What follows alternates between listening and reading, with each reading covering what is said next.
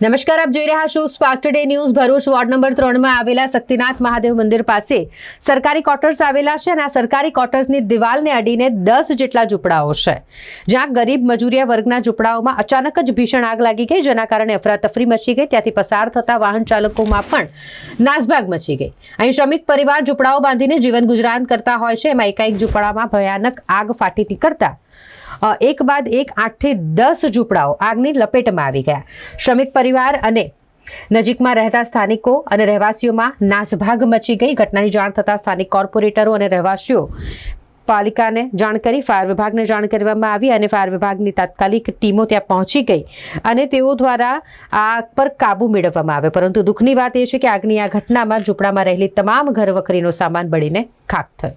આજરોજ 11:30ની આસપાસ શક્તિનાથ વિસ્તારમાં રહેલ ઝૂંપડાઓમાં અગમ્ય કારણોસર આગ લાગવાનો બનાવ બન્યો હતો, જેની જાણ સ્થાનિક કોર્પોરેટર તેમજ પ્રમુખશ્રી દ્વારા કરવામાં આવતા ફાયર બ્રિગેડની 2 ગાડી તાત્કાલિક ઘટના સ્થળે આવી આગને સંપૂર્ણ કાબૂમાં કરેલ છે.